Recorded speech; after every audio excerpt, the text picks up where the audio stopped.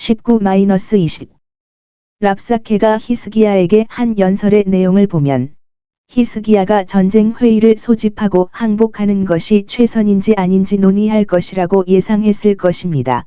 실제로 랍사케가 예상했을 가능성이 높습니다. 포위 공격 전에 그는 왕자들과 용사들과 의논했습니다. 그러나 지금은 그럴 필요가 없습니다. 그의 가장 큰 안도감은 그가 갈 신이 있다는 것이며 이 기회에 그와 그의 신 사이에 무슨 일이 있었는지 여기에 설명되어 있습니다. 히스기야는 랍사게의 신성 모독이 하나님께 끼친 불명예에 대해 깊은 염려를 발견했습니다. 그는 그 말을 듣고는 순간적으로 옷을 찢고 굵은 배로 몸을 덮었습니다. 선한 사람은 하나님의 이름에 어떤 모욕이 가해졌다는 소식을 들었을 때 그렇게 하는 것이 당연하며 위대한 사람은 위대한 하나님의 상처 입은 명예를 동정하는 것이 그들을 폄하하는 것이라고 생각해서는 안 됩니다. 왕의 옷은 찢어지기에는 너무 좋은 것이 아니며 왕의 살은 하나님께 행한 모욕과 그의 예루살렘의 위험과 공포에 대한 굴욕으로 굵은 베옷으로 입기에는 너무 좋은 것이 아닙니다. 이제 하나님은 이렇게 부르셨고 그렇게 영향을 받지 않은 사람들을 불쾌하게 하셨습니다. 소를 죽이고 양을 죽이며 기쁨과 즐거움을 보라. 비록 환상의 골짜기에서 환난과 곤란한 날이었지만 바로 이 사건을 언급합니다. 왕은 굵은 베옷을 입고 있었지만 많은 신하들은 부드러운 옷을 입고 있었습니다. 그는 악인들의 교만과 번영에 슬퍼하며 하나님의 성소에 들어가서 그들의 종말을 깨달은 시편 기자의 모범을 따라 여호와의 집에 올라갔습니다. 그는 이런 동요를 겪은 후 하나님의 집에 가서 묵상하고 기도하며 마음을 차분하게 가라앉히기 위해 노력했습니다. 그는 랍사케에게 어떤 대답을 할까 고민하지 않고 하나님께 이 문제를 언급합니다. 주여, 주께서 저를 위하여 응답하소서. 대쉬 허버트. 주님의 집에서 그는 안식처와 피난처, 금고, 잡지, 공의회실, 그리고 필요한 모든 것을 하나님 안에서 찾았습니다. 교회의 적들이 매우 대담하고 위협적일 때, 교회 친구들은 하나님께 도움을 청하고 그분께 호소하며 그들의 대의를 그분께 맡기는 것이 지혜와 의무임을 명심하십시오. 그는 선지자 이사야에게 존경하는 사자들을 보내어 그를 향한 큰 존경의 표시로 그의 기도를 원했습니다. 엘리야킴과 스브나는 랍사케의 말을 들은 사람들 중 이사야에게 이 사건을 잘 알고 영향을 줄 수 있는 두 사람이었습니다. 제사장 장로들은 어려움에 처한 백성들을 위해 기도해야 하지만 이사야는 기도를 더 잘할 수 있고 하늘에 대한 관심이 더 많았기 때문에 그들이 이사야의 기도에 동참해야 했습니다. 사자들은 옷을 입은 왕을 대표해야 했기 때문에 굵은 베옷을 입고 가야 했습니다. 그들이 이사야에게 심부름한 것은 남은 자 곧 10지파가 떠났으므로 이제 남은 자에 불과한 유다를 위하여 유다의 방어 성읍들이 점령되었으므로 이제 남은 자에 불과한 예루살렘을 위하여 내 기도를 들어라는 것이었다. 우리가 어려움에 처했을 때 친구들이 우리를 위해 기도해 주는 것은 매우 바람직한 일이며 우리가 마땅히 사모해야 할 일입니다. 우리는 그들을 위해 간구함으로써 하나님을 공경하고 기도를 공경하며 형제를 공경합니다. 우리를 위해 다른 사람의 기도를 구할 때 우리는 우리 자신을 위해 기도하는 것이 면제된다고 생각해서는 안 됩니다. 히스기야가 이사야에게 자신을 위해 기도해 달라고 보냈을 때 그는 스스로 주님의 집에 들어가서 자신의 기도를 드렸습니다. 하나님께로부터 우리에게 말하는 사람들은 특별한 방식으로 우리를 위해 하나님께 말하기를 원해야 합니다. 그는 선지자라 그가 너를 위하여 기도하리라. 위대한 선지자는 위대한 중보자입니다. 기도를 들어 올리는 자, 즉 기도로 마음을 들어 올리는 자는 하나님과 함께 승리할 가능성이 높습니다. 하나님의 교회에 대한 관심이 매우 낮아져서 남은 자, 친구 몇 명, 약하고 방황하는 자들만 남았을 때, 그 남은 자들을 위해 기도를 높여야 할 때입니다. 이사야는 그들을 위해 기도할 것을 두 가지로 촉구합니다. 원수에 대한 그들의 두려움, 그는 거만하고 교만하여 책망과 모독의 날입니다. 우리는 멸시를 받습니다. 하나님은 불명예를 당하십니다. 이 때문에 오늘은 고난의 날입니다. 우리처럼 짓밟히고 학대받는 왕과 왕국은 없었습니다. 우리의 영혼은 교만한 자들의 경멸로 가득 차 있으며 그들이 하나님에 대한 우리의 신뢰를 비난하고 말하는 것을 듣는 것은 뼈에 칼이 박힌 것입니다. 그리고 무엇보다도 최악의 것은 우리가 스스로를 돕고 비난을 피할 수 있는 방법을 알지 못한다는 것입니다. 우리의 대의는 선하고 우리 백성은 신실하지만 우리는 수적으로 상당히 압도적입니다. 지금이 바로 우리가 안도해야 할 때, 결정적인 순간입니다. 적에게 단 한 번의 타격만 성공해도 우리의 소원을 이룰 수 있습니다. 그러나 우리는 그것을 줄 수 없습니다. 힘을 낼 수 없습니다. 우리의 경우는 진통에 시달리는 여인의 경우처럼 비참하고 신속한 도움이 필요하며 목에 힘을 다 써서 아이를 낳을 힘이 없습니다. 이것과 비교하십시오. 우리는 멸망할 준비가 되었사오니 주께서 무슨 일을 하실 수 있거든 우리를 불쌍히 여기시고 우리를 도우소서. 2. 하나님에 대한 그들의 희망. 그들은 그를 바라보다 그를 의지하며 그를 위해 나타나기를 원합니다. 그분의 말씀 한마디가 저울을 돌리고 가라앉는 남은 자들을 구원할 것입니다. 그가 랍사케의 말을 책망한다면, 반증한다면, 그가 신성 모독자를 설득하고 혼란스럽게 한다면 모든 것이 잘 될 것입니다. 그리고 그들은 그가 자신의 공로를 위해서가 아니라 살아계신 하나님을 귀머거리와 벙어리 우상과 동일시하여 모욕했기 때문에 자신의 명예를 위해 그렇게 할 것이라고 믿습니다. 그들은 그 싸움에 하나님의 관심을 끌 수 있기 때문에 그 문제가 좋을 것이라고 생각할 이유가 있습니다. 하나님이여 일어나라. 주님의 대의를 변론하라. 그들은 이사야에게 그는 주 너의 하나님이시며 내가 염려하는 영광과 내가 관심을 갖는 은혜를 베푸시는 이시라고 말합니다. 그분은 랍사케의 불경스러운 말을 들으시고 아셨으니 그분께서도 그 말을 들으시고 꾸짖으실 것입니다. 그렇게 하시기를 바랍니다. 주님의 기도로 우리를 도우셔서 그분 앞에 대의를 가져다 주시면 우리는 그분께 맡기는 것으로 만족합니다. 하나님께서는 이사야를 통해 히스기야에게 보내셔서 아수르의 멸망 속에서 자신을 영화롭게 하실 것을 확신하게 하셨습니다. 히스기야가 이사야를 보낸 것은 선지자들에게 보낸 많은 사람들처럼 그 사건에 관해 묻기 위해서가 아니라 내가 회복할까요? 자신의 임무에 대한 이사야의 도움을 구하기 위해서였습니다.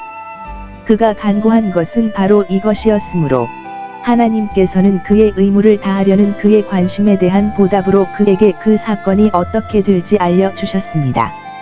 하나님은 그 원인에 관심을 가지셨다. 그들이 나를 모독하였나이다. 그는 많이 낙담한 히스기야를 격려했습니다. 내가 들은 말을 두려워하지 말라. 그것들은 비록 부풀고 불타는 말일지라도 말일 뿐이요 말은 바람일 뿐이니라. 그는 아수르 왕을 랍사게가 그를 두려워했던 것보다 더 두려워하게 하겠다고 약속했습니다. 내가 그에게 폭발, 그의 군대를 죽인 그 역병의 숨결을 보내면 공포가 그를 사로잡아 자기 나라로 몰아넣어 죽음이 그를 맞이하게 할 것이다. 하나님의 입에서 나온 이 짧은 위협은 랍사게의 입에서 나온 모든 무력한 위협이 공중으로 사라질 때 실행에 옮겨질 것입니다. 역사가가 산헤립이 생명의 전망 속에서 멸망하는 모습을 보여주었다면 여기서는 히스기야가 죽음의 전망 속에서 즉 전자의 날은 짧아지고 후자의 날은 길어지는 가운데 구출되기를 기도하는 모습을 보여줍니다. 히스기야의 병이 여기에 있습니다. 그때 즉 아수르 왕이 예루살렘을 포위했던 그 해에 그가 통치하였으니 그가 통치한 지는 모두 29년 동안이요 24년 동안에 생존하였으니 이는 그의 14번째 해임에 틀림없으니 18시 13분절에 기록되어 있습니다. 어떤 사람들은 당시 아수르 군대가 도시를 포위하거나 준비 중이라고 생각하는데 이는 하나님이 약속하셨기 때문입니다. 내가 이 성읍을 지키리라. 그 약속은 그 후에 위험이 가장 임박했을 때 반복되었습니다. 다른 사람들은 산헤립이 패배한 직후라고 생각하는데 이는 이 세상의 모든 위안이 얼마나 불확실한지를 보여줍니다. 히스기야는 하나님의 은혜와 원수의 세력을 이기고 승리하는 가운데 병에 걸리고 죽음의 위기에 처합니다. 그러므로 우리는 항상 떨림으로 기뻐해야 합니다. 종기 또는 전염병에 걸린 것을 읽었으므로 그는 전염병에 걸린 것처럼 보입니다. 아수르 사람들을 죽이는 것과 같은 질병이 그를 시험하고 있었습니다. 하나님께서 그에게서 그것을 빼앗아 그의 원수들에게 주셨습니다. 위대함도 선함도 우리를 질병, 아프고 치명적인 질병으로부터 면제시킬 수 없습니다.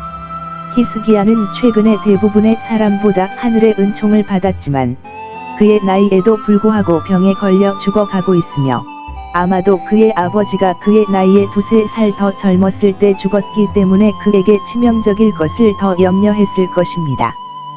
삶 가운데서 우리는 죽음 가운데 있습니다. 경고는 그에게 죽음을 준비하게 했습니다.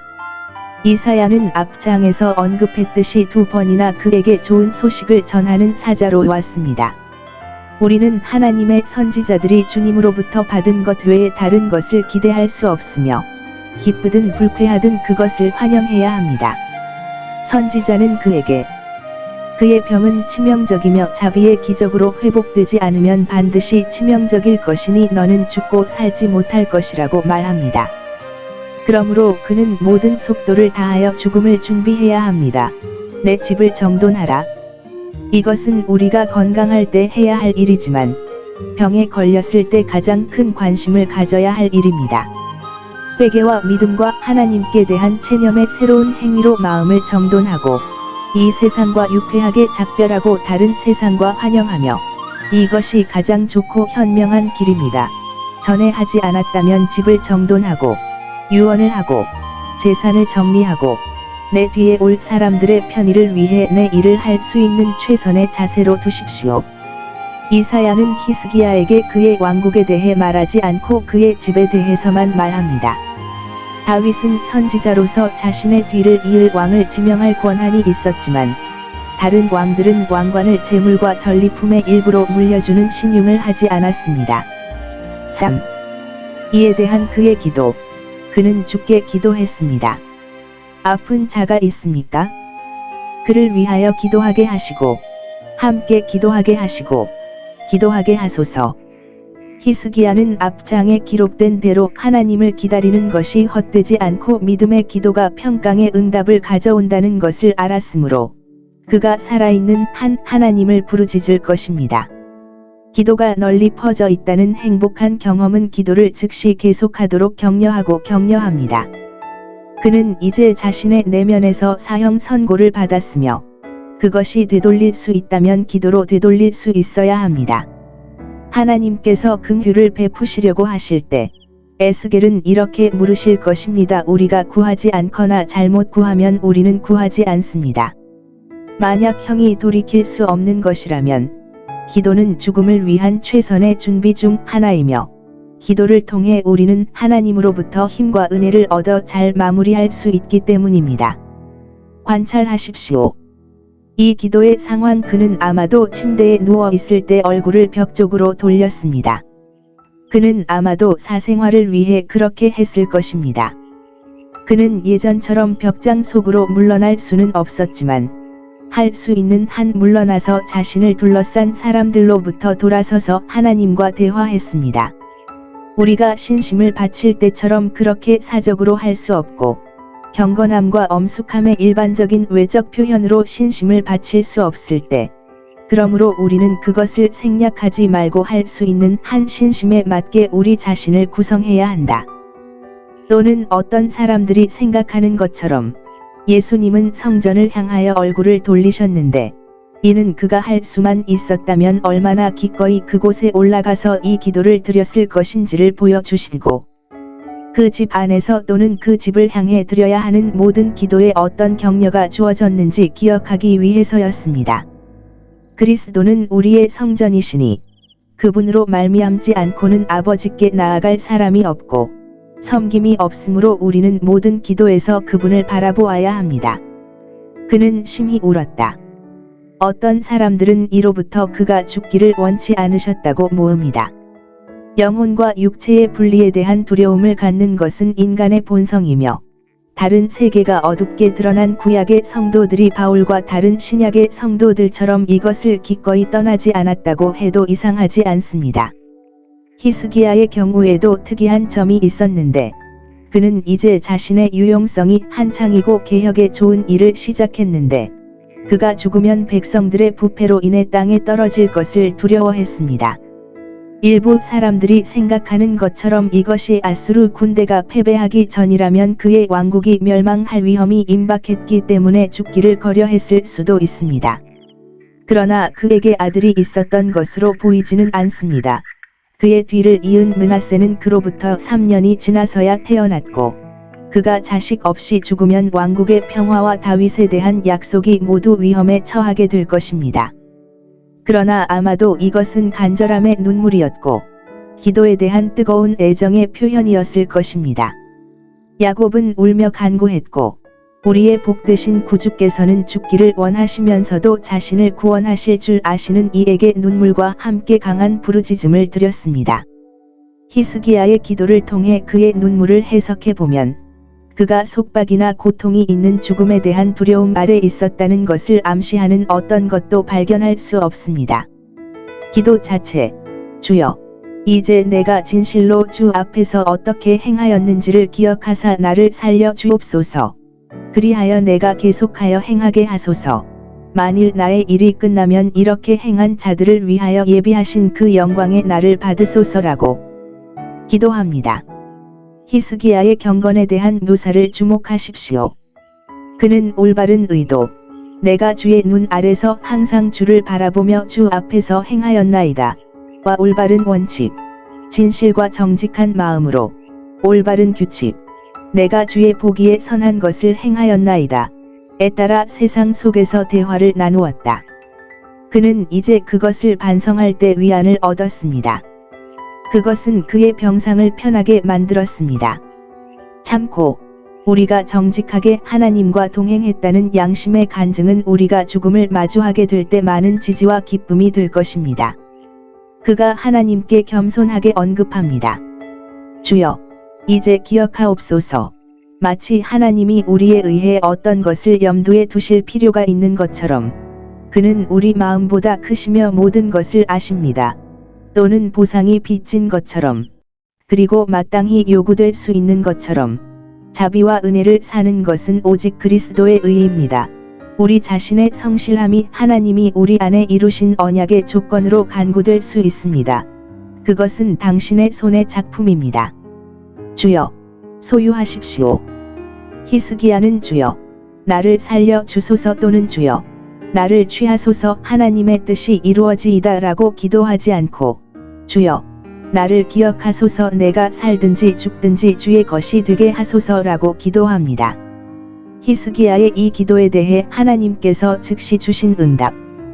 선지자는 히스기야에게 또 다른 전가를 가지고 돌아와서 4, 5절 그가 회복할 것이라고 말하기 위해 중궁에 이르렀을 때 하나님과 함께 예와 아니오가 있거나 그가 항상 말씀하시고 말씀하지 않으시는 것이 아니라 그가 예견하고 그의 영이 그에게 기울인 히스기야의 기도에 대하여 하나님은 그렇지 않으면 하지 않았을 것을 그를 위하여 그렇게 하셨다. 여기서 하나님은 히스기야를 자기 백성의 대장이라고 부르시는데 이는 이 전쟁의 시기에 백성들이 그런 대장을 살려둘 수 없기 때문에 자기 백성을 위해 그를 살려 주실 것임을 암시하기 위함이며 자신을 다윗의 하나님이라고 부르시는 것은 다윗과 맺은 언약과 그를 위해 항상 등불을 세워주겠다는 약속에 비추어 그를 살려 주실 것임을 암시하기 위함입니다. 이 응답에서 하나님께서는 다윗의 기도를 들으시고 이 메시지에서 기도에 대한 언급을 통해 다윗의 기도를 존중하십니다. 내가 내 기도를 들었고 내 눈물을 보았느니라.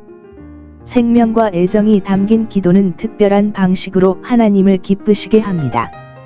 하나님은 그의 기도를 뛰어넘어 그의 성실함을 기억해 달라고 간구했을 뿐이지만 여기서 하나님은 그의 병을 회복시켜 주겠다고 약속하십니다. 내가 너를 고치리라. 질병은 그의 종이니 그가 보내는 대로 가고 그가 명할 때에 오느니라. 나는 너를 치료하는 여호와라.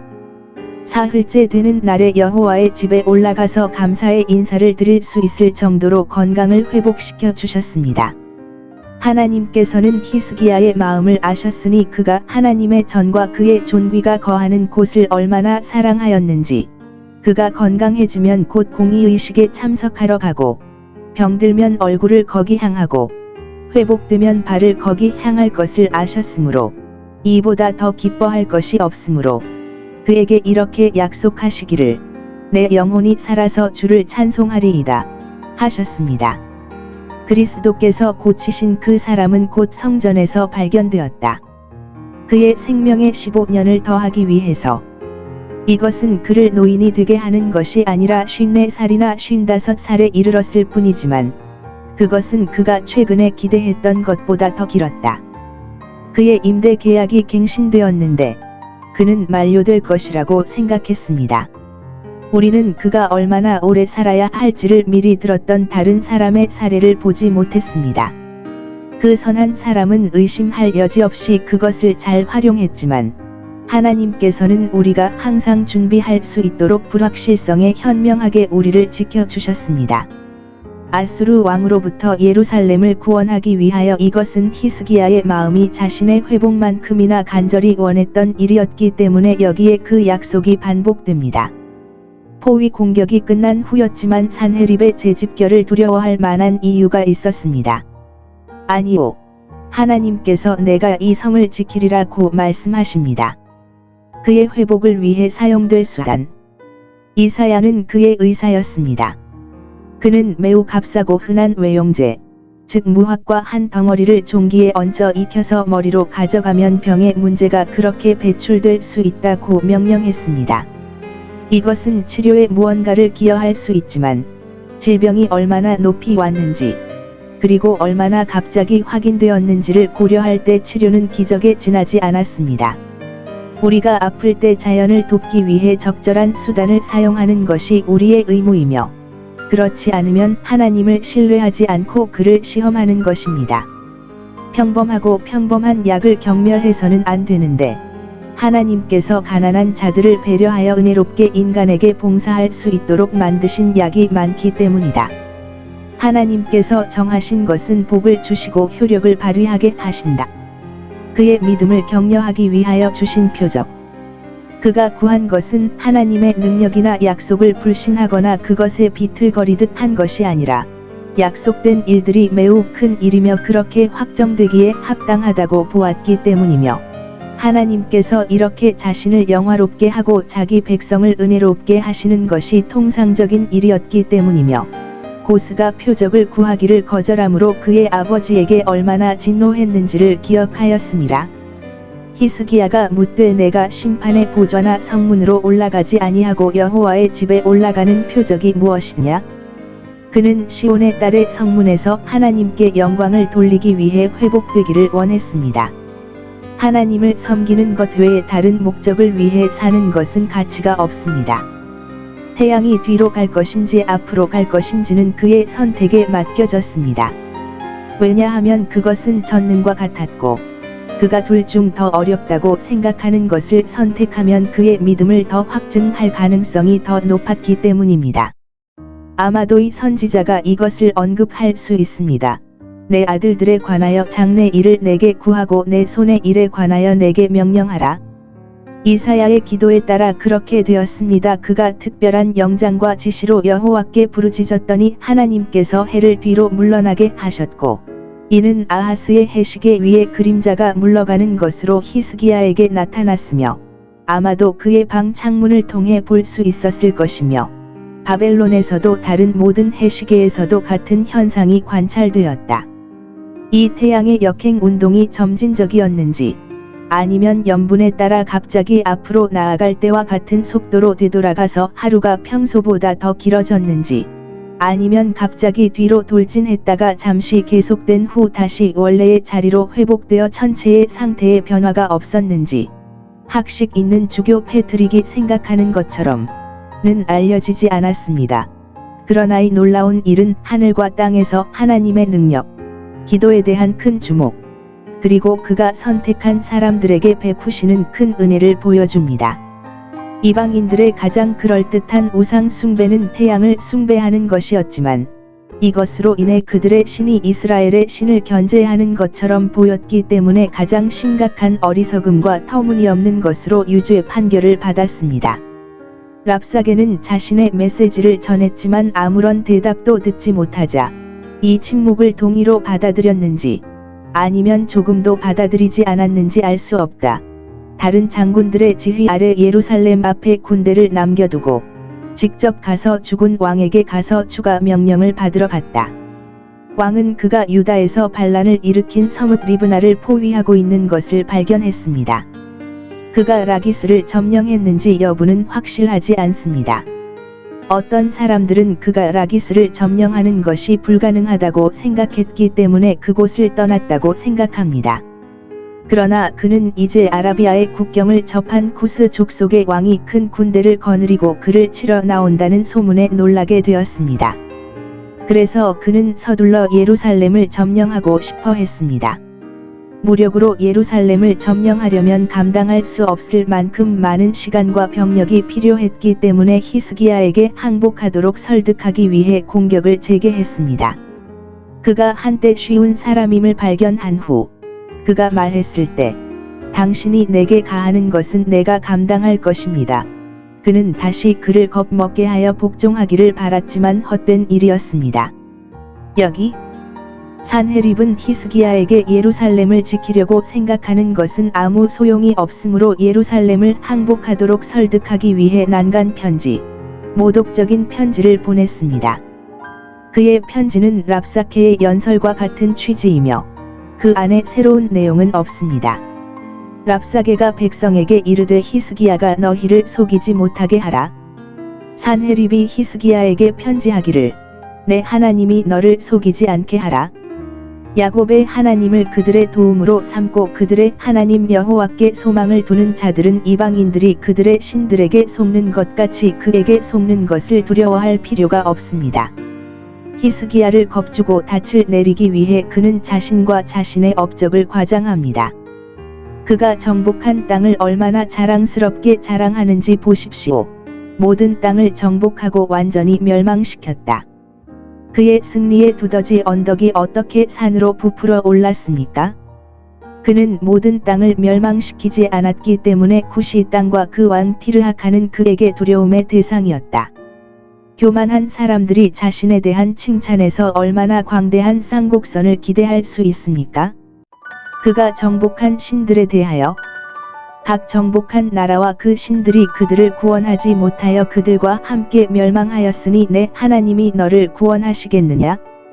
그가 정복한 왕들 중 하맛 왕과 아르바드 왕을 가리킵니다. 왕자나 우상을 의미하든 그 어느 쪽이든 자신을 그 어느 쪽보다 더 위대하게 보이게 하고 따라서 매우 강력하게 보이게 하고 산자들의 땅에서 강자들을 두려워하게 하겠다는 뜻입니다. 히스기야는 이 편지를 다른 편지, 즉 기도하는 편지, 믿는 편지에 동봉하여 신들 가운데서 심판하시는 만왕의 왕에게 보냅니다. 히스기야는 그 편지를 받지 않을 만큼 교만하지도 않았고 비록 상투적인 표현이 그에게 합당한 칭호를 주지 않았다고 생각할 수도 있지만 편지를 받았을 때 읽지 않을 만큼 부주의하지도 않았으며 읽었을 때 똑같은 자극적인 언어로 답장을 쓸 만큼 열정적이지 않았으며 즉시 성전에 올라가서 자신을 나타낸 다음 주님 앞에 그 편지를 펼쳤습니다.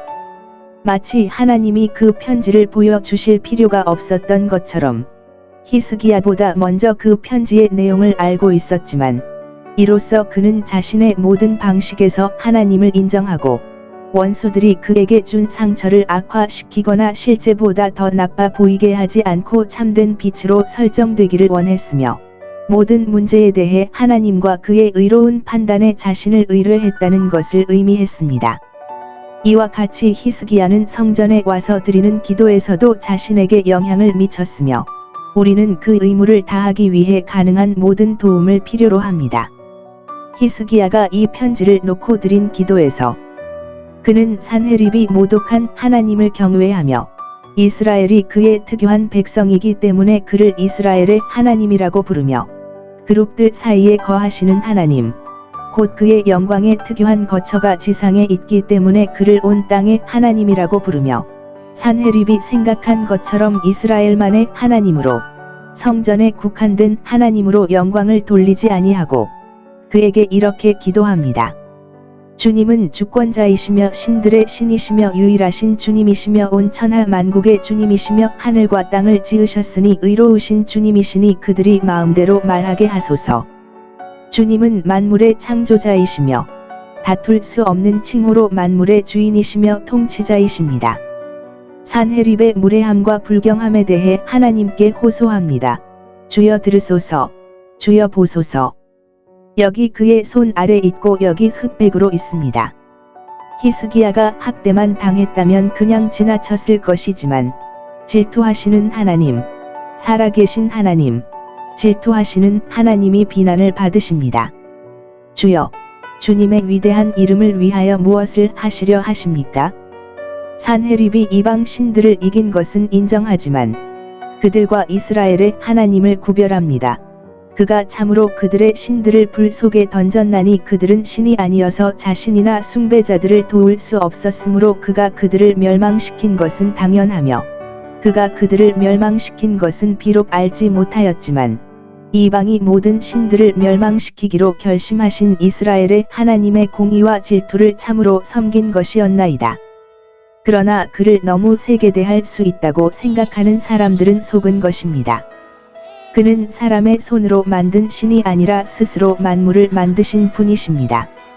그는 이제 하나님께서 산헤립을 물리치고 예루살렘을 그의 손에서 구원하심으로 자신에게 영광을 돌리게 해달라고 기도합니다. 그러므로 이제 우리를 구원하소서. 만일 우리가 다른 땅과 같이 정복되면 그 땅의 신들처럼 주께서 정복하셨다고 말하리이다. 그러나 주여 우리를 구별하사 주를 구별하사 온 세상으로 알게 하시고 고백하게 하사 주 하나님, 곧 주님만이 스스로 존재하는 주권자 하나님이며 모든 가식은 헛되고 거짓임을 알게 하소서. 기도의 가장 좋은 간구는 하나님의 영광을 위한 것이므로 주기도문은 이름이 거룩히 여김을 받으시오며 영광을 받으시오며로 시작하여 영광을 받으시오며로 끝납니다. 이방 신들이 내 조상들이 멸망시킨 자 곧 고산과 하란과 르셉과 드라사에 있던 에덴의 자손을 구원하였나이까? 바벨론 왕이 히스기야에게 보낸 사절단이 그의 회복을 축하하기 위해 이르렀습니다. 바벨론의 왕들은 지금까지 아수르 왕의 대리자이자 조공에 불과했고 니느웨는 왕의 도시였습니다. 우리는 바벨론이 아수르 왕의 지배를 받는 것을 발견합니다. 그러나 이 바벨론 왕은 스스로를 세우기 시작했고 차츰 상황이 바뀌어 아수르는 바벨론 왕들에게 복종하게 되었습니다. 이 바벨론 왕은 히스기야를 칭찬하기 위해 보냈고 두 배로 그에게 감사했습니다. 종교를 이유로 바빌로니아 사람들은 태양을 숭배했고 그들의 신이 히스기야에게 어떤 영광을 주셨는지를 깨닫고 그를 위해 돌아갈 때 자신들도 마찬가지로 그에게 영광을 돌릴 의무가 있다고 생각했습니다. 하늘이 가장 좋아한다고 생각하는 친구를 갖는 것은 좋은 일입니다. 시민의 이익을 위해서 바벨론 왕이 지금 아수르 왕의 반란을 중재하고 있다면 누구의 기도에 응답하고 누구의 보호를 위해 하늘이 아수르 왕에게 그 치명적인 타격을 주었는지 히스기야를 그의 이익에 끌어들이는 것이 정책이었습니다. 그는 아수르 군대의 약화에 대해 히스기야와 그의 신에게 의무가 있음을 알게 되었고 상계에 대한 좋은 관심을 가진 사람보다 더 강력하고 가치 있는 동맹을 가질 수 없다고 생각할 이유가 있었습니다. 그래서 그는 사절과 서한, 선물로 가능한 모든 존경을 담아 그에게 궁정을 만들었습니다. 히스기야가 이 사신들에게 베푼 친절한 접대, 그들에게 공손히 대하고 대사에게 마땅히 받아야 할 존경심을 가지고 그들을 영접하는 것이 그의 의무였으나 그는 도를 넘어서서 잘못까지 예의를 갖추었다. 그는 그들을 너무 좋아했다. 그는 그들의 말에 귀를 기울였다. 비록 그들이 우상 숭배자들이었지만 그는 그들과 친밀해졌고 그들의 주인인 왕과 동맹을 맺기 위해 앞으로 나아갔으며 그들이 요구하는 모든 것을 허락했습니다. 그는 마땅히 그래야 할 것보다 더 개방적이고 자유로웠으며 경계를 많이 하지 않았습니다. 하나님과 언약을 맺은 그가 이방 왕자와 동맹을 맺으려고 그토록 간절히 원했거나 그의 정중한 통치에 자신을 전혀 소중히 여길 이유가 있었습니까? 이 대사관은 하나님이 그토록 크게 은혜를 베푸신 사람에게 어떤 영광을 더할 수 있었기에 그가 그토록 자신을 기쁘게 할 수 있었습니까? 그는 그들에게 자신의 궁전과 보물과 잡지를 보여주기를 너무 좋아하여 자신이 얼마나 위대한 왕인지, 그리고 주인이 그에게 얼마나 영광을 주었는지 보고하고 주인에게 보고할 수 있었습니다. 그가 그들에게 성전과 율법책과 예배하는 방식을 보여주어 참된 종교로 개종시키려고 했다는 말은 없으나, 그가 그들을 모욕할까봐 그것을 포기하고, 그의 옷장에 풍성한 가구와 그의 귀한 물건이 있는 집과 아수르 왕이 금배를 비운 이후로 쌓아 놓은 재물과 은과 금과 향료들을 보여주었다. 그가 가진 모든 귀중한 물건은 그가 직접 또는 그의 장교들을 통해 보여주었습니다. 이로 인해 어떤 해가 있었을까요? 낯선 사람에게 한 나라의 부유함과 희귀함을 보여주는 것, 즉 친구들에게 우리의 집과 가구, 정원, 마구간, 도서관을 보여주는 것보다 더 일반적으로, 그리고 우리가 생각하는 것처럼 더 순진하게 행해지는 일이 어디 있겠습니까? 그러나 히스기야처럼 사람들에게 박수를 받고 하나님께 찬양을 드리지 않으려는 교만한 마음으로 이렇게 한다면 히스기야에게 그랬던 것처럼 우리에게도 죄가 됩니다. 이 문제에 관한 히스기야의 조사. 히스기야의 위로자였던 이사야는 이제 히스기야의 책망자가 됩니다. 복된 성령은 둘 다이다. 목회자는 때때로 두 가지 역할을 다해야 합니다. 이사야는 하나님의 이름으로 말했기 때문에 권위를 가진 자로 그를 불렀습니다. 이들은 누구인가? 그들은 어디에서 왔느냐? 그들이 하는 일이 무엇이냐? 그들이 무엇을 보았느냐? 히스기야는 조사에 응했을 뿐만 아니라 왜 당신이 이 일에 대해 염려하고 나에게 질문해야 합니까? 라고 묻지 않았습니다. 기발한 고백을 했습니다. 내 보물 중에 내가 그들에게 보여주지 않은 것은 아무것도 없습니다. 그렇다면 히스기야는 왜 그들을 이사야에게 데려가지 않고 의심할 여지 없이 그가 가진 최고의 보물이며 그의 기도와 예언으로 이 사자들이 문의하러 온 모든 기이한 일들의 중요한 역할을 했던 이사야를 그들에게 보여주지 않았을까요? 나는 히스기야가 지금 이사야가 곤경에 처했을 때와 같은 가치를 가졌기를 바랍니다. 그러나 애초에 이 사자들을 그에게 데려옴으로써 그것을 보여주었더라면 그가 취한 잘못된 발걸음을 막을 수 있었을 것입니다. 그의 교만과 허영심, 그리고 그가 최근에 신성한 것들에 대해 친밀하게 알게 된 후 세상의 것들을 너무 좋아했기 때문에 그에게 형벌이 내려졌습니다. 그가 자랑스러워했던 보물이 이제 먹이가 되어 그의 가족이 모두 강탈당해야 한다는 것입니다. 우리가 자랑스럽게 여기고 신뢰하는 것을 하나님으로부터 빼앗는 것은 정당한 일입니다. 그가 동맹을 맺고 싶어 했던 바빌론 왕이 그들을 먹이로 삼아야 할 적이 되어야 한다는 것입니다.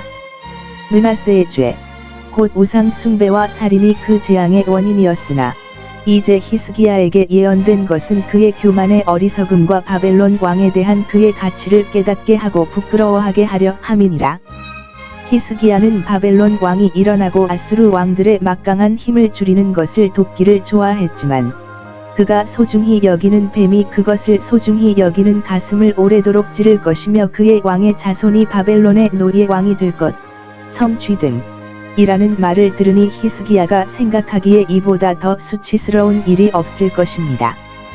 바벨론은 바벨론을 좋아하는 자들의 파멸이 될 것입니다. 그러므로 그녀에게서 나오는 자들은 지혜롭고 행복합니다. 히스기야는 이 문장에 겸손하고 인내심을 가지고 복종합니다. 그가 이 복종에 어떻게 자신을 설득하는지 관찰하십시오. 그는 여호와의 말씀, 곧 이 말씀이 비록 위협적일지라도 그분의 모든 말씀이 다 선하다는 진리를 제시합니다. 그것은 공의로울 뿐만 아니라 선합니다. 왜냐하면 그는 누구에게도 잘못을 하지 않으므로 선한 사람에게 해를 끼치지 않습니다. 그것은 선한 것입니다. 그는 그것에서 선을 가져오고 그것을 예견하여 나에게 선을 행할 것입니다. 우리는 모든 섭리에 관한 이 말씀을 믿어야 합니다. 모든 섭리는 선하며 선을 위해 일하고 있습니다. 그는 이 선한 말씀에서 이 악을 보려고 살지 말아야 하며 그 악에 참여하지 말아야 한다는 것을 주목합니다. 그는 나쁜 것에서 최선을 다합니다. 좋지 않습니까? 네, 확실히 그렇습니다. 내가 마땅히 받아야 할 것보다 낫습니다. 참된 참회자는 하느님의 책망을 받을 때 그것을 정의롭다고 할 뿐만 아니라 선하다고 하며 죄악의 형벌에 복종할 뿐만 아니라 그것을 받아들입니다. 히스기야는 그렇게 하였고 이로 인해 그의 마음의 교만 때문에 참으로 겸손해진 것처럼 보였습니다. 언제라도 우리가 어두운 경륜의 시대에 처해 있거나 공적이든 사적이든 어두운 전망을 가지고 있을 때 우리는 감사함으로 하나님께 영광을 돌리고 인내로 우리 자신의 영혼을 소유할 수 있도록 우리를 위한 것과 우리를 대적하는 것에 주목해야 합니다. 공적인 일에 관해서는 우리 시대에 평화와 진리가 있다면 그것은 선한 일이며 우리는 그렇게 생각할 수밖에 없습니다. 즉, 우리가 원하는 것이 무엇이든 평화와 진리가 있고 참된 종교를 고백하고 보호하며 성경과 목사가 있고 전쟁이나 박해의 경보에 겁먹지 않고 평화롭게 이것들을 누릴 수 있다면 그것은 좋은 것입니다. 우리가 떠난 후에 어떤 어려움이 닥치더라도 우리 시대의 모든 것이 잘 되면 좋습니다. 우리가 후손을 염려하지 말라는 것이 아니라 악을 예견하는 것은 슬픔이지만 심판을 연기하는 것은 일반적으로 큰 은혜이며 우리가 평화롭게 죽을 수 있는 한 심판을 연기하는 것은 우리에게 특별한 은혜이며 자선은 가정에서 시작되기 때문입니다. 우리는 시련을 어떻게 견뎌야 할지 모르기 때문에 시련이 오기 전에 안전하게 천국에 갈 수만 있다면 시련을 잘 생각할 이유가 있습니다. 마지막으로 히스기야의 생애와 이야기의 결론입니다. 히스기야의 개혁 사역이 이 열왕기하보다 훨씬 더 많이 기록되어 있으며 지금은 남아있지 않은 민사 연대기에는 그의 능력과 그가 예루살렘을 위해 행한 선한 일들, 특히 파이프로 물을 성읍으로 가져온 일들이 많이 기록되어 있는 것 같습니다. 물을 구하기 위해 애쓰지 않고 활 쏘는 소리에 겁먹지 않고 물을 가까이 두고 편리하게 사용할 수 있다는 것은 큰 자비로 여겨질 것이며 물이 부족하면 큰 재앙이 될 것이기 때문입니다. 그러나 이 역사가가 아하스를 아버지와 함께 잠들게 하고 아들을 왕위에 앉힌 것은 매우 부끄러운 일이니 이는 부모가 자식에게 은혜를 베풀 수 없습니다. 악한 아하스는 경건한 아버지의 아들이자 경건한 아들의 아버지였고 거룩한 히스기야는 악한 아버지의 아들이자 악한 아들의 아버지였습니다. 선한 통치로 땅이 개혁되지 않았어야 할 때 나쁜 통치로 땅이 괴롭힘을 당하고 파멸을 위해 익었으나 다시 선한 통치로 다시 시도하여 하나님이 그의 백성을 끊으시는 것이 얼마나 무딘지 보이게 했습니다. 아모스의 아들 이사야가 히스기야에게 보내어 이르되 이스라엘의 하나님 여호와께서 이같이 말씀하시되 내가 아수르 왕 산헤립을 위하여 내게 기도한 것을 내가 들었노라 하시니라. 히스기야의 기도에 대한 하나님의 은혜롭고 풍성한 응답이 여기 있습니다. 같은 손으로 그에게 보내신 메시지 6, 7절는 그의 기도에 대한 충분한 응답이라고 생각할 수 있지만 그는 강한 위로를 얻기 위해 하나님이 거짓말할 수 없는 두 가지 불변하는 것으로 격려를 받았습니다. 일반적으로 하나님은 산헤립에 대한 그의 기도, 즉 그의 기도를 들으셨다고 확신하셨습니다. 참고 하나님의 백성의 기도가 그들을 대적하는 사람들의 경우는 비참합니다. 억압받는 자가 압제자를 대적하여 하나님께 부르짖으면 들으실 것이기 때문입니다.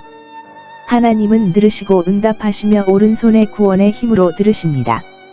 산헤립과 그의 군대에 대한 혼란과 수치, 그가 겸손하고 깨어져야 한다는 예언이 여기 있습니다. 선지자는 그의 연설을 우아하게 그에게 지시합니다. 아수르 사람아, 내 분노의 지팡이. 이 메시지가 그에게 보내진 것이 아니라 여기에 있는 내용은 그가 사건을 통해 알게 된 것입니다. 섭리가 증인과 함께 그에게 말씀하셨고 아마도 그의 마음이 그에게 속삭이게 하셨을 것입니다. 하나님은 진노하심으로 죄인에게 말씀하시는 방법이 여러 가지가 있으므로 그의 심한 불쾌로 그들을 괴롭히시나니 산헤립이 여기에 대표됩니다. 예루살렘의 조롱거리로 그는 자신이 시온의 딸, 그 순결하고 아름다운 처녀를 공포의 대상으로 생각했고 자신의 위협으로 그녀가 자신에게 복종하도록 강요할 수 있다고 생각했습니다. 그러나 아버지의 집에서 처녀이고 그의 보호 아래 있는 그녀는 당신을 무시하고 당신을 멸시하며 당신을 비웃고 조롱합니다. 당신의 무력한 악의는 우스꽝스럽습니다. 하늘에 앉으신 분이 당신을 비웃으심으로 그의 그늘 아래 거하는 사람들도 그렇게 합니다. 하나님께서는 이 말씀으로 히스기야와 그의 백성들의 두려움을 잠재우려고 하셨습니다. 감각의 눈에는 원수가 무섭게 보였지만 믿음의 눈에는 비열하게 보였습니다. 하나님에 대한 원수로서, 그리고 그것은 그를 비참하게 만들기에 충분했습니다. 히스기야는 이렇게 간청했습니다. 주여, 그가 주를 책망하였나이다. 하나님이 이르시되 그가 그러하였사오니 나는 그것을 나 자신에 대한 것으로 여기나이다. 내가 누구를 책망하였느냐? 이스라엘의 거룩하신 이가 아니시냐? 그의 명예를 소중히 여기시며 이방 신들에게 없는 그것을 옹호할 권능을 가지신 이가 아니냐? 메노메 인푼의 라세셋 누구도 나를 함부로 도발하지 못하리라. 교만하고 허영심 많은 어리석은 자로서 허영심 많은 말을 하고 거짓 은사를 자랑하며 그의 자랑과 위협으로 주님을 모욕하는 자로다. 왜냐하면 그는 자신의 업적을 측정할 수 없을 정도로 그리고 실제보다 훨씬 더 크게 확대했습니다. 주께서 이렇게 저렇게 말씀하셨나이다. 이것은 히스기야가 쓴 편지에는 없었지만 하나님께서는 히스기야가 거기에 기록된 것을 보았을 뿐만 아니라 다른 곳, 아마도 그가 의회나 군대에게 한 연설에서 한 말을 들었음을 알려주셨습니다. 하나님께서는 교만한 자들의 자랑을 눈여겨보시고 그들을 불러 책임을 묻고 그들을 보고 학대하실 것입니다. 산헤립은 자신이 얼마나 대단한 인물이라고 생각했을까요? 병거를 몰고 가장 높은 산 꼭대기까지 올라가고 숲과 강을 헤치고 모든 난관을 뚫고 마음만 먹으면 모든 것을 지배할 수 있었습니다. 그가 오르기에 너무 높은 언덕도, 쓰러뜨리기에 너무 강한 나무도, 마르기에 너무 깊은 물도, 마치 신의 권능이 있는 것처럼 말만 하면 그대로 이루어졌다. 그는 이 큰 일들을 행한 영광을 스스로 취했지만 이 모든 것은 주께서 하신 일이었습니다. 산헤립은 그의 편지에서 히스기야가 들은 것을 호소했습니다. 주께서 아수르 왕들이 행한 일을 들으셨으나 이에 대한 대답으로 하나님께서 옛날 이스라엘을 위해 홍해를 마르게 하시고 광야를 인도하시고 가나안에 심으신 이를 상기시킵니다. 주께서 이 모든 일을 어떻게 하셨나이까? 내가 땅과 특히 유다를 황폐하게 한 것은 너는 하나님의 손에 들린 도구에 지나지 아니하며 단순한 도구에 지나지 아니하며 그것을 이루게 한 것은 바로 나이다. 내가 내게 권능을 주었고 내게 성공을 주었고 너를 지금과 같이 만들었으며 너를 일으켜 성읍을 황폐하게 하고 그들의 악을 벌하기 위하여 그들을 세웠나니 그러므로 그 주민들은 힘이 미약하였도다. 그가 하나님과 하나님 아래에서 행한 일로 하나님보다 자신을 높이고 하나님을 거스르는 것은 얼마나 어리석은 오만한 일이었습니까? 여기서 산헤립의 자랑은 내가 내 손의 힘으로 행하였나이다, 내 지혜로 행하였나이다 등에 설명되어 있으며 이에 대한 대답, 도끼가 그것을 끄는 자를 대적하여 스스로 자랑하겠느냐는 말씀에 잘 나타나 있습니다. 수레바퀴 위에 파리가 말하기를 내가 무슨 티끌을 만들었느냐? 또는 손에 든 칼이 말하기를 내가 무슨 처형을 행했느냐? 하나님이 모든 일의 주체가 되신다면 자랑은 영원히 배제될 것입니다. 그가 모독한 그 하나님의 견제와 책망 아래 있는 것처럼 그의 모든 행동은 신성한 인식 아래 있었습니다. 나는 내 처소와 내가 은밀히 도모하고 계획하는 일과 내가 나가고 들어오는 일과 행진과 역행과 나와 내 백성에 대한 분노와 정열의 소동과 준비의 소동과 내가 만드는 소음과 허풍을 다 알고 있나이다라고 했습니다. 히스기야는 적의 움직임에 대한 정보를 얻기를 바랐지만 하나님의 눈이 끊임없이 그를 감시하고 계시는데 무슨 필요가 있었겠습니까? 대하 신성한 통제 아래서 큰 리바이어더나 내가 내 코에 갈고리를 꽂고 큰 베헤모스아 내 굴레를 내 턱에 꽂으리라. 내가 너를 구속하고 너를 관리하고 내가 원하는 곳으로 돌리고 내가 오는 대로 바보처럼 집으로 돌려보내어 내 목표에 다시 실망하게 하리라. 모든 원수의 코에 갈고리와 턱에 굴레를 가지신 하나님께서 그들의 진노마저도 그를 섬기고 찬양하게 하시고 나머지는 제지하실 수 있다는 것은 교회의 모든 친구들에게 큰 위로가 됩니다. 그 교만한 파도는 여기에 머물러야 한다. 히스기야와 그의 백성에게 구원과 기쁨을. 이것은 그들에게 하나님의 은혜의 표징이 될 것이며 그가 그들과 화해하고 그의 진노가 돌이키고 그들의 눈에 놀라운 일이며 표징은 때때로 그렇게 의미하기 때문에 선을 위한 표징이며 하나님께서 그들을 위해 예비하신 더 큰 자비에 대한 간절함이며 모든 면에서 그들의 현재 고통에 좋은 문제가 주어질 것이다. 양식이 부족하고 귀하니 그들이 먹을 것을 어떻게 해야 하리요? 땅의 열매는 아수르 군대에 의해 삼켜졌습니다. 그들은 그 땅에 거할 뿐만 아니라 진실로 먹을 것이 있을 것입니다. 하나님이 그들을 구원하시면 그들이 칼을 피할 때에 굶주리지 아니하시고 기근으로 죽지 않게 하시리니 너희는 올해에 자라는 것을 먹으라. 너희가 그것을 충분히 얻으리라. 아수르 사람들이 너희가 뿌린 것을 거두었느냐? 너희는 심지 않은 것을 거둘 것이다. 그러나 다음 해는 땅이 쉬는 안식년이었고 그들은 심지도 거두지도 말아야 했습니다. 그 해에 그들은 무엇을 해야 했습니까? 여호와 이레 주님께서 공급해 주실 것입니다. 하나님의 축복이 그들에게 씨를 뿌리고 수고하는 것을 구원해 주실 것이며 그 해에도 땅의 자발적인 생산이 그들을 유지하는 데 도움이 될 것이며 땅을 경작할 사람이 있기 전에 땅이 생겨났다는 것을 상기시켜 줄 것입니다. 그리고 세 번째 해가 되면 그들의 목축업은 이전의 수로로 돌아가서 예전처럼 씨를 뿌리고 거두어야 합니다. 나라가 황폐해지고 가족들이 헤어져 흩어지고 모든 것이 혼란에 빠졌는데 그런 군대에게 점령당했으니 어찌 그렇지 않겠습니까? 이에 관해서는 유다 집안에서 탈출한 남은 자들, 즉 나라 백성들이 다시 자기들의 거주지, 자기들의 소유지에 심겨져 그곳에 뿌리를 내리고 번성하고 부유해질 것이라고 약속합니다. 그들의 번영이 어떻게 묘사되는지 보십시오.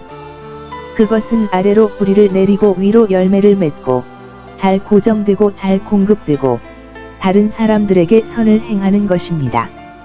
영혼의 번영은 그리스도를 믿는 믿음으로 아래에서 뿌리를 내리고 의의 열매로 결실을 맺는 것입니다. 성이 닫혀서 나가거나 들어오는 자가 없었으나 이제 예루살렘과 시온에 남은 자들이 자유롭게 나가며 그들을 방해하거나 두려워하게 할 자가 없으리라. 31절. 도시와 나라 모두에서 큰 멸망이 이루어졌지만 두 곳 모두에서 탈출한 남은 자들이 있었는데 이는 참으로 이스라엘 백성의 구원받은 남은 자들을 상징합니다. 바로 이 사건을 말하는 비교하면 알 수 있음. 그들은 하나님의 자녀의 영광스러운 자유로 나아갈 것입니다. 아수르 사람들이 예루살렘을 향해 진격하고 있었고 곧 예루살렘을 포위할 것이며 예루살렘은 그들의 손에 넘어갈 큰 위험에 처해 있었다. 그러나 여기서 그들이 두려워하는 포위 공격을 막아야 한다고 약속합니다. 적군이 지금 성 앞에 진을 쳤음에도 불구하고 그들은 결코 성 안으로 들어오거나 화살을 쏘지 말아야 하며 부끄러워서 은퇴하고 1000번이나 자신의 사업을 회개해야 한다고 약속합니다. 하나님께서 친히 그 성읍을 지키실 것이며 그 사람, 그 장소는 안전할 수밖에 없고 하나님께서 보호하실 것입니다. 하나님의 명예와 진리가 이 모든 일에 관여하고 있습니다. 이것들은 위대한 일이지만 어떻게 효과가 있을까요? 만군의 주님의 열심히 이 일을 행하실 것입니다. 그는 만군의 주이시며 모든 피조물을 그의 손아귀 위에 두셨으므로 능히 하실 수 있으며 예루살렘을 크게 질투하시며 순결한 처녀를 자기에게 배필로 삼으셨으므로 학대당하는 것을 용납하지 않으실 것입니다.